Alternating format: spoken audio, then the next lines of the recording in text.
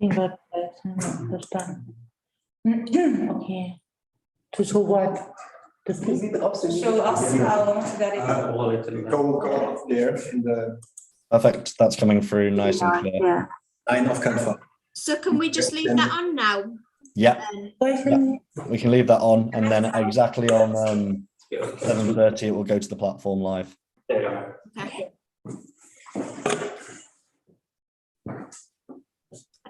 Morning, Pip. Can we just... Sorry, go on. Do you see tables and everything? We need to zoom it in. Not the way we set it up yet. Ist der vom Auswärtigen Amt ist nicht da? This might be. Doch, Herr Köhler ist da vom Auswärtigen Amt. Hallo, Herr Köhler. Nicht gesehen. Guten Morgen, können Sie mich hören? Sehr gut. Laut und deutlich. Schön, dass Sie da sind. Guten Morgen, Herr Köhler. Schön, dass Sie da sind. Auch wenn es sehr früh ist noch. Ja, genau. It's working. Alexandra, kannst du mich hören? Hervorragend. You look great and now without tables. Perfect. Good luck for today. Really exciting. Thank you, Alexandra. So everything is set, I guess. The interpretation services should be online. If you're hearing us properly from this room, we don't have mics on ourselves, but we have a couple of microphones pretty nearby. So if our voice is loud and clear, Alexandra, can you hear us? Absolutely. Dankeschön. So yeah, just to let you know, everybody else that you see in the room, there's the interpreters in here. They'll just be listening to this feed, and then they will do the interpretation in the platform. That's fine. Thank you very much. Thank you very much. We can mute ourselves, and please, can you come to the other panel? So we are, technically we are good to go, right? We only have to wait for the half hour. Yeah, that's right. Super. So will you be running your tech this session? Because that was our understanding. That was a question, Natasha? Reviewing the text? Well, we just wanted to know who the tech person was indeed behind the scenes to do exactly what we're doing now. So the dry run and to check the sound as well, because we were not sure yesterday evening about the sound check here in this setup. So if we're good to go, we will be starting in 10-12 minutes, 8:30, 8:32, and then we're good. So do we have sorry. So the question was, we were under the understanding we were going to pass the host to you and then you would control the tech? No, we would like you to control it and to put the spotlights on the speakers. So the speakers will be, we will be together. So we will be starting the first 10 minutes at 8:30 sharp. And then we're having 3 speakers in this session. The 3 speakers should come up when we pass the floor at 8:40 to the speakers. When we say the speakers, now we will be presenting those. And then we would like you to pin them in a way that on the screen, they are the 3 of them alongside. Is that possible? The 3 speakers are... Yeah. So I have a really quick question for Natasha. Yeah, we weren't actually aware we were staying on throughout the session to do that. So that's fine for this one, and we can pick up for the Sorry, quick question for Natasha. It says the video playback has been disabled by the video owner on YouTube. Do you know where that setting is to modify that really quickly? Do you know the same problem you have with VFH? I don't know which account you're on. Are you on the VFH one? VFH one, yeah. Do you know where it needs to be recorded? Let me see if I can get on.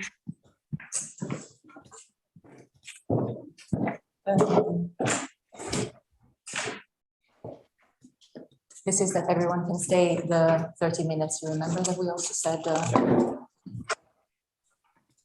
all three there. You already want to go to the speech or do you want to stay here? Let's quickly go to the speech. Yeah, Just to see that it's coming up. but then maybe you got already on your spot. The speech is there, yeah. Please take a chance to with each other. Go down and allow the additional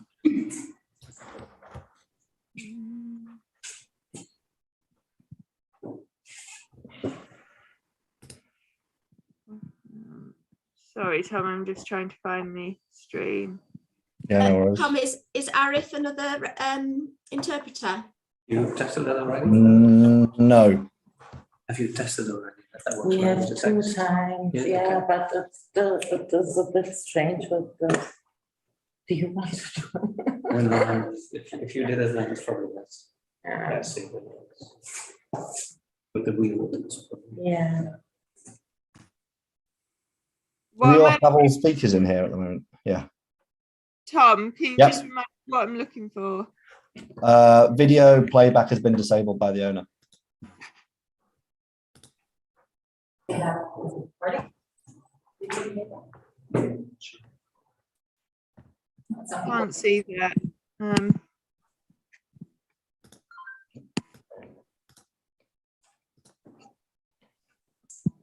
Können wir das wieder zumachen? Da hört das What is that stopping, Tom? It's stopping it embedding on Huddle Okay. platform, but we can watch it on YouTube. Tom, will you tell us when we're ready to go after 8:30? Who will give us the signal? Someone will shortly. We're just trying to fix something that's quite important. Sure. It's got allow embedding ticks, Tom. Everything we had last time we used this platform is all the same that I can see. Yeah, I don't. Have to be a bit more distant, right? Because I don't go off the screen. Exactly. Yeah, so this side here. Yes, cool. Set to public. Yeah, no, that's okay.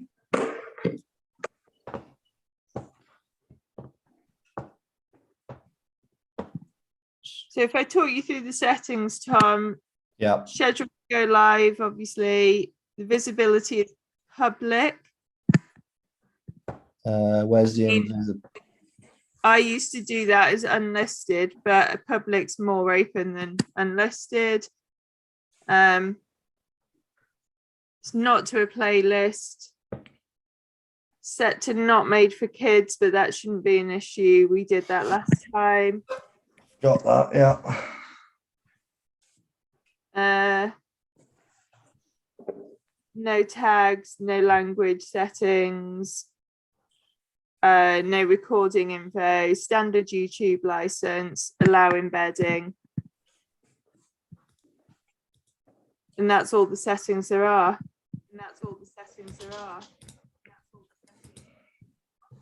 Yeah, I don't know how to fix it. Like the panelists are still there. I see Alexandra, I see Pitts. Just check that everyone is still there. Yeah, I see, and then Inna.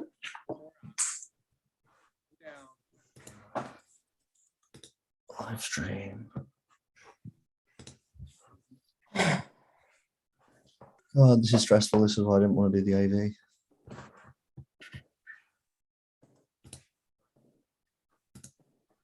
But this is all set up the same as we had it for Skillshare.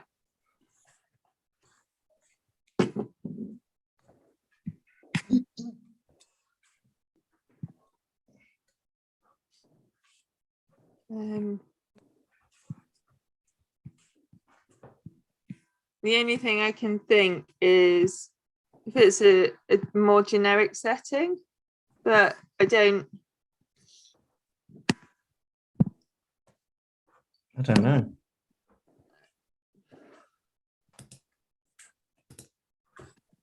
It has to do with the interpretation part, I guess.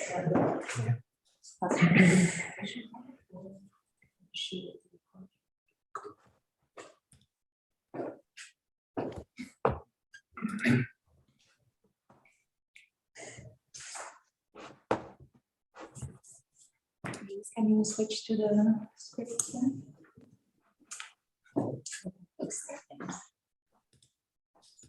Yeah, the signal.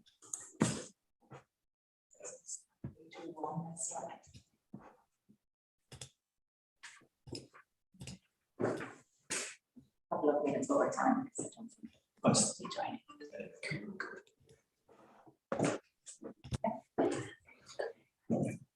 We should be Can okay. you go back to Zoom? Back to Zoom. Found it. It's working now. Okay, what was it? If you go into the video details and then go to the settings tab and then go to upload defaults. I don't even know where that is. So you have to go on to the video details themselves for each of the live streams. I'm going to do that now for the other one. Tom, can you just check the waiting room that Arif, Rama, Zaid, are these interpreters? No. No. All the interpreters should be in the room. Okay. So we should be good. I'm going to remove the link off Huddle now for the joining this particular session. Okay. And if I lock the meeting as well, then Yep. yeah. We're going live in 2 minutes, by the way, guys. 2 Live minutes? in 2 minutes. Yeah. Okay. Thank you.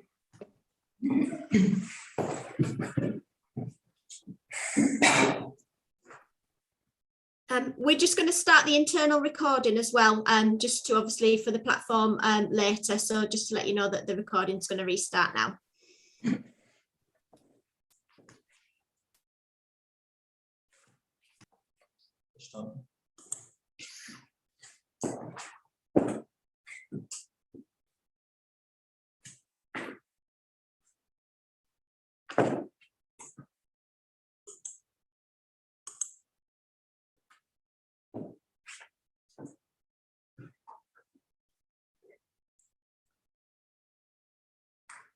Good luck. You do fine. Live in 40 seconds.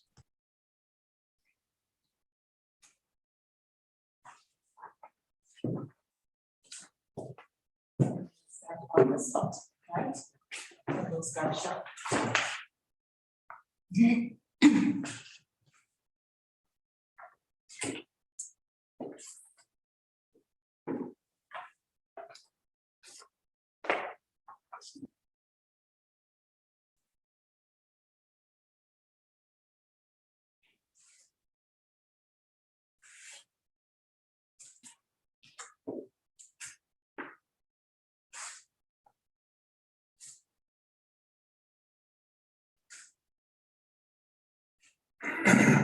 Live.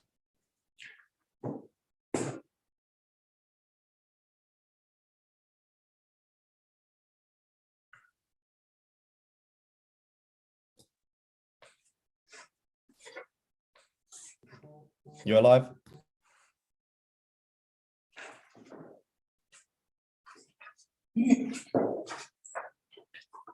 Good morning, guten Morgen, good afternoon and good evening from Berlin. We are thrilled to host the Urban Collaboration Platform 2021 edition. My name is Sandra from the IFRC. And my name is Wolfgang from German Red Cross. We welcome you warmly from wherever you connect. Together with you, we will embark on a 3-day journey on to collaborate, inspire, connect, and engage on urban matters. Now, the Urban Collaboration Platform has been in existence for several years, and every single edition has been better, richer, more inclusive and inspiring than the one before.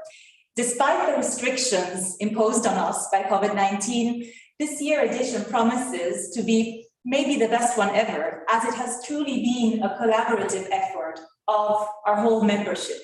National societies, reference centers, and the Solferino Academy have worked with us, with the IFRC and the German Red Cross taking leadership. Many people have been working on the concepts and ideas and contents for over months, and we trust that everyone will be able to find a piece of themselves and their works in the program we have crafted. Have a look at the map box on the front page of the website. Overnight, almost 1,000 participants have registered from 126 countries all over the world. But what is the purpose of us being together? Although the Red Cross and national societies have been working in urban context for many, many years, along with partner organizations and supporting their local authorities, our collective ambition now is to go at scale and shift the thinking from activities, programs, and projects to a system level. The multi-year support from the German government to the German Red Cross is a very good example. It has set a new precedent and has been instrumental in approaching humanitarian assistance in urban context from an integrated, multi-hazard and multi-sector angle, which is exactly what we need and critical to tackle the complexity of the cities we live in. The way we see it, increasing urban efforts means addressing the major challenges of our times: inequality, informality, migration, climate change. They're all intertwined within cities. Hence, we think we need a major change in how we see, we plan, we prepare and respond to the ever-changing urban realities. This event will allow us to explore our unique efforts and the efforts of national societies and partners, highlighting the really critical aspects such as youth resilience in cities, innovation, better preparedness to crises and disasters, and civil society engagement. We have invited technical experts, innovators, young activists, and more seasoned risk practitioners, urban planners, and data scientists. We will hear from a real-life journey of people on the move. Cities are considered as part of our global problems, but we hope to demonstrate together with you that they're the solution as well. Only then can we truly say that cities are engines of economic prosperity, be socially just, environmentally sustainable, culturally vibrant, and allowing people to be at the center of them. So Wolfgang, are we ready? Yes, Sandra. As UCP, we stand ready to do our part to amplify its impact in a way and scale that benefits the humanitarian network, the RCRC movement, and our partners and allies. We say that cities never sleep, and during these 3 days marathon, we will have indeed almost 12 hours of live sessions per day. And in between, you may view the recorded sessions at your pace and your convenience, or check the uploaded resources. Let us quickly tell you what to expect and how to use our common house. When you want to join a session, select it in the schedule. The schedule is on the left side of the platform website. Then press the green button on the lower right side to join. To get from one to another, leave the session you are in and join the other as you did before. Make your choice and pre-register. Thematic or regional focus sessions, sphere training in urban areas, expert panels. You can use the red Add to Calendar button at the lower right corner. We have interpretation available depending on the session. We offer 4 languages: English, French, Spanish, and Arabic. You can select language in the bar on the bottom of your screen when you are inside the Zoom room. The hosts will explain specific options to interact in the respective sessions. Some will be using online polls to get your opinion. We will be using virtual whiteboards to share ideas and remarks throughout the conference. There will be cartoonists in some sessions who will work on graphic recordings, which will be shared later. And each session has an IT host to support on technical issues. You can also join us in the coffee chats, where you will be paired randomly with your urban colleagues. Finally, remember that we want to be respectful with each other, and we ask you to use the chat function in the sessions wisely. So Sandra, I think it's our time to welcome and introduce our three esteemed speakers. And so we will. I will be starting by welcoming the first speaker, Mr. Piet Köhler. Mr. Köhler is from the German Federal Foreign Office. Apologies. He's the head of Division for International Humanitarian Organizations and Multilateral Policy on Humanitarian Assistance. So, Mr. Köhler, we're delighted to have you with us today, and the floor is yours. Let's see. Yes, good morning. Good morning from the Foreign Office in Berlin. Dear participants, I wish to start by thanking the German Red Cross for inviting me to the Urban Collaboration Platform Conference organized by the Red Cross Red Crescent. And I want to commend you for organizing this very relevant event. At the outside, let me underline that the global trend of urbanization and its consequences for humanitarian assistance is increasingly on our mind in the Federal Foreign Office. As we are all aware, global humanitarian needs have been rising dramatically over the last years, with the main drivers being conflict and climate change, compounded by the socio-economic effects of the COVID-19 pandemic. Given the ongoing urbanization and the fact that already more than half of the world's population is living in cities, humanitarian assistance is delivered more and more in urban contexts. And this is a trend that will continue and even increase. The COVID-19 pandemic has had a particular impact on the urban poor and has increased humanitarian needs in many cities. Moreover, we need to consider the impact of climate change. It is not a rural phenomenon, but also a factor in rural areas, urban areas. Be it that displaced people increasingly move into sprawling, informal urban settlements, be it that the urban environment itself will become more vulnerable due to the impacts of climate change.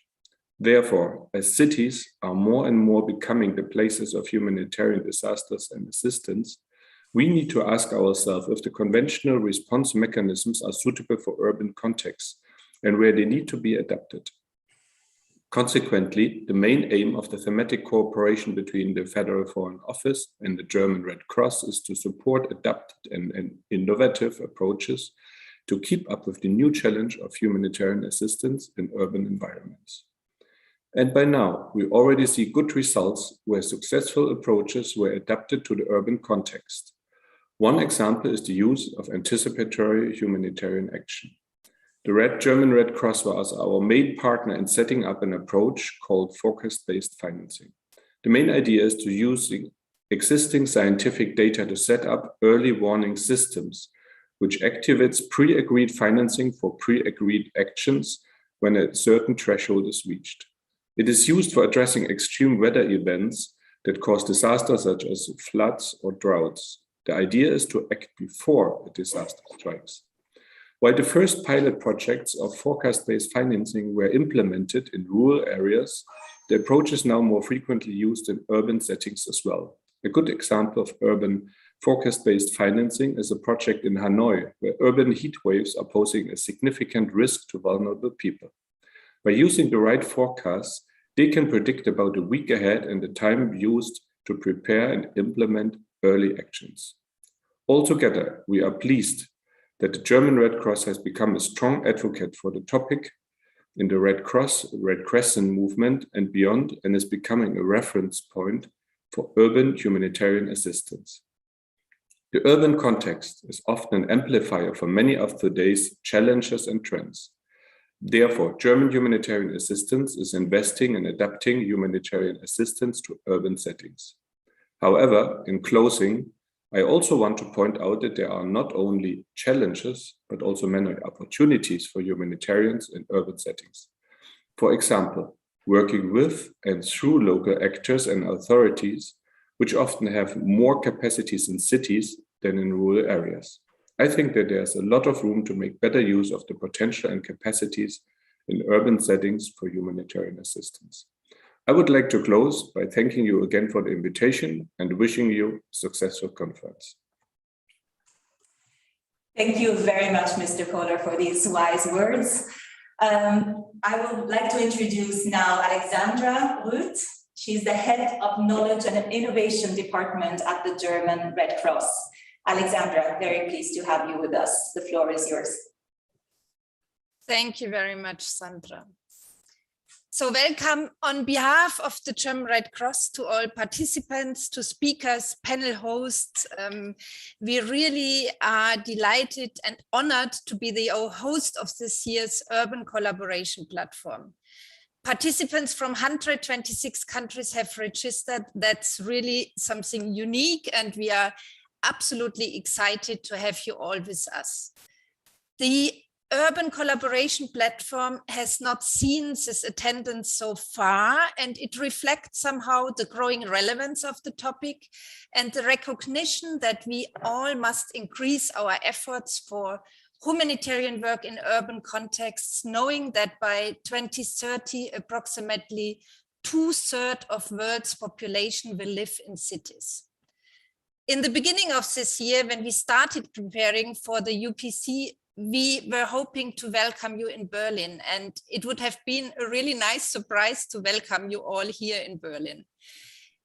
The pandemic, nevertheless, made this impossible again, but it shows somehow as well new risk layers we have to tackle in urban contexts.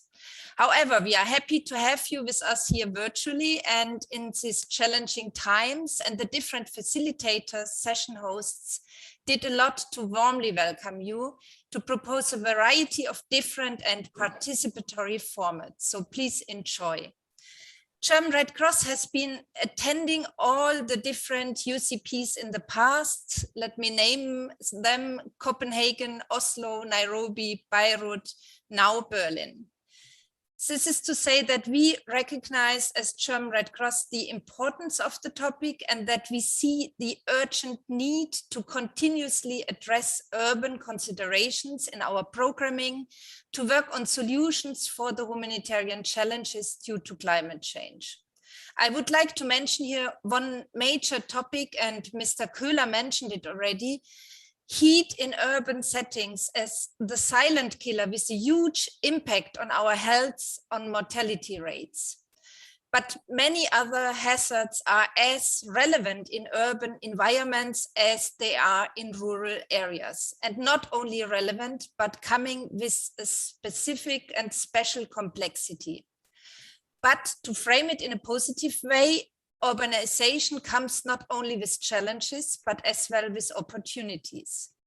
Let's jointly identify those opportunities and influence them in a way to make a difference when we design services for the most vulnerable populations in urban contexts. We are very grateful that our main humanitarian donor, the Federal Foreign Office, is pushing the topic, and that we have, thanks to a very unique thematic funding, the opportunity to listen to our sister national societies in many contexts, jointly analyzing where the gaps are for an efficient and effective humanitarian work in cities. The wisdom is not with us on global level, but with our partners on the ground. Urbanizing our crisis response and preparing for the future of humanitarian crisis in urban settings requires innovative approaches, out-of-the-box thinking, exploring new partnerships, and allowing for a culture of learning. This is what the UCP is about. I wish you very rich and successful days. Thank you very much, Alexandra, for your kind words. And now we are happy to give the floor to our third speaker, Xavier Castellanos, the Undersecretary General of the IFRC. Xavier, the floor is yours. Thank you very much, and good morning to everyone. Good afternoon, if somebody is following in different parts of the world, and good evening. distinguished Mr. Kohler from the Foreign Affairs Office of the Government of Germany, dear Red Cross, Red Crescent family, dear members of the German Red Cross, such a privilege and happiness to join you in this urban collaboration platform. Back in 2008, we initiated and studied later we produced a report that we named it No Time to Doubt, Tackling the Urban Risk. And in that document, we quoted that the first ever forum celebrated in Nairobi, World Forum celebrated in Nairobi in 2002, concluded that the future lies in cities. Cities are a home of innovation, technology, opportunities, access to education, for the development of citizens. Many cities in the world provide opportunities to improve living conditions and are at the level best. But let me share the hidden side of urban development. This hidden side links directly with involving patterns of vulnerability and increased levels of risk in urban contexts that are fueled by rapid urbanization and planned population growth. Cities are, as we know, political, administrative, and sociological units that bring together different and often contradictory processes, offering some inhabitants prosperity while confining others to the margins of vulnerability and risk. And that's why we are here, because we have to address the issues of vulnerability and risk. Cities, especially large ones, act as magnets and attract large numbers of immigrants by dint of their employment opportunities and modern way of life. In some cities of the world, green mountains have become gray mountains of cement. Some cities are becoming large garbage dumps, generating greater risks. Mangrove areas were transformed into urban slums. Peaceful neighborhoods have transformed into security forts, or in some cases, controlled by urban gangs. Streets have become the livelihood of children working in the streets. Highly vulnerable lands is populated and are populated, increasing the risk of millions of people in terms of potential disasters. In 2010, the World Disaster Report produced by IFRC addressed the topic of urban risk and called for concerted actions. This report estimated 1 billion urban slums dwellers worldwide, and the importance of how we engage with governments which are struggling to understand what is happening in their cities and finding it difficult to resource an adequate response. Dear colleagues, while global poverty and vulnerability was perceived historically as a rural phenomenon, the urban setting gained ground with the fastest urbanization of poverty today occurring in different cities around the world. The trend in urbanization and its impacts call for an extension of the rural-oriented focus that has come to characterize the world of the humanitarian community for many, many, many years. It is now necessary to enlarge and adjust our services to better meet the consequences of processes such as migration, climate change, violence in urban areas, disasters, emergencies, epidemics, pandemics, while not reducing or by any means downgrading the importance of our continued work in urban areas. Our work in the urban setting must rest on integrated services.